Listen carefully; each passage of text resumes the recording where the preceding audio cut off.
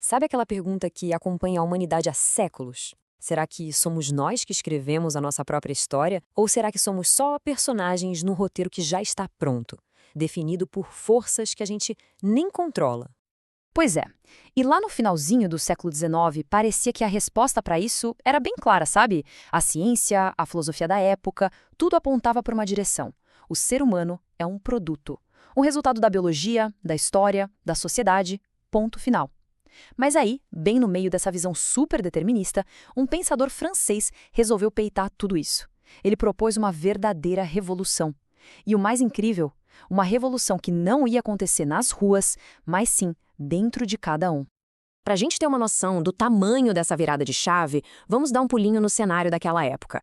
A ideia que dominava tudo era o determinismo. O que isso quer dizer? Basicamente, a vida humana, assim como a natureza, seguiria leis fixas e imutáveis. É como se fôssemos só uma engrenagem, sabe? Uma peça bem complexa, mas ainda assim uma peça numa máquina gigantesca, sendo moldados o tempo todo por estruturas que, no fim das contas, não podemos controlar.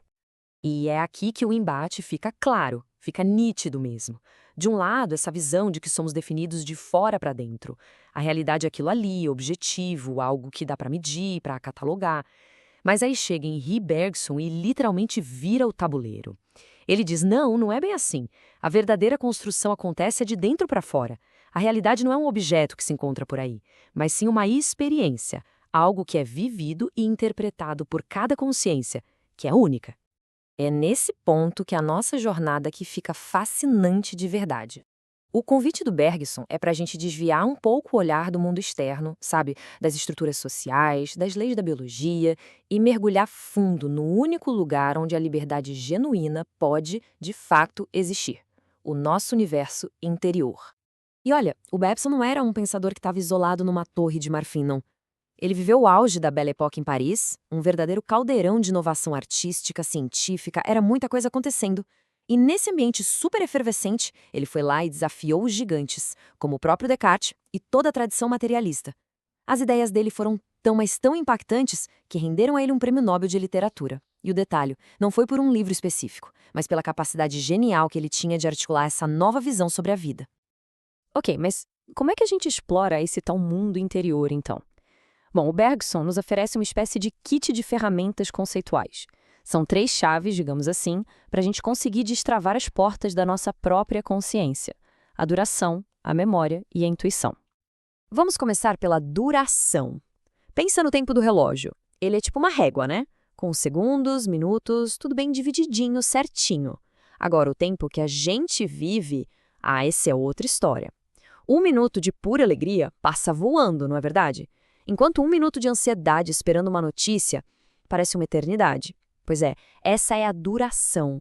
É esse fluxo contínuo que não dá para dividir da nossa experiência. É o tempo real, o tempo da vida como ela é sentida. Agora vamos para a memória. Para o Bergson, esquece aquela ideia de que a memória é um baú empoeirado onde o passado fica lá, guardado e intocado. Pensa mais como uma sala de edição de um filme. A cada momento, estamos ativamente escolhendo quais cenas do passado trazer para o presente, quais vamos cortar, quais vamos destacar. A memória, então, se torna um ato criativo. É um instrumento da nossa vontade para construir quem somos, aqui e agora. Certo, mas como é que a gente acessa esse fluxo todo? O Bergson diz que temos basicamente 2 lentes para olhar o mundo. A primeira é o intelecto. Pensa no intelecto como uma câmera fotográfica. Ele tira uma foto da realidade, congela um momento em conceitos para poder analisar. É uma ferramenta perfeita para o mundo material. Só que para sentir o fluxo da duração, o movimento incessante da vida, aí a gente precisa de outra lente, a intuição. A intuição é como mergulhar no rio, em vez de ficar na margem só tirando fotos dele. É um conhecimento que vem direto, de dentro. E o mais legal é que essas ideias não ficaram só no campo da filosofia, presas nos livros. Elas extravasaram, sabe? Elas vazaram para o mundo real e ajudaram a fundar uma maneira completamente nova de pensar a mente humana. E, com isso, transformaram a prática da psicologia para sempre. A conexão é super direta. Aquela premissa central do Bergson de que cada pessoa é um universo completo que se autodetermina virou simplesmente o coração da psicologia humanista. Essa abordagem, que ganhou muita força lá nos anos 50, fez uma mudança radical. Ela tirou o foco das doenças, das estruturas externas e colocou o poder e a responsabilidade de volta nas mãos de cada indivíduo. E os princípios dessa terapia são um eco direto do pensamento do Bergson. Primeiro, ela rejeita de cara o determinismo. Acredita que podemos sim transcender as nossas condições. É por isso que a abordagem não é diretiva. O que isso quer dizer? O terapeuta não é um mecânico que vai consertar uma máquina quebrada. É mais como um guia, que ajuda a pessoa a navegar pelo seu próprio universo interior. Porque no final das contas, quem está no comando dessa jornada é a própria pessoa. Mas beleza, o que nos impulsiona nessa jornada interior? De onde vem essa força para criar, para superar os obstáculos, para sermos livres? Bergson também pensou nisso. E ele deu um nome para esse motor interno, o elan vital. O elan vital é, basicamente, o impulso da vida em ação. Pensa numa força criativa, uma corrente de energia que flui através de tudo que é vivo. E não é uma força cega, aleatória. É um fluxo que a nossa consciência consegue direcionar. É essa força que nos faz levantar, resolver problemas e, o mais importante, criar o nosso próprio futuro.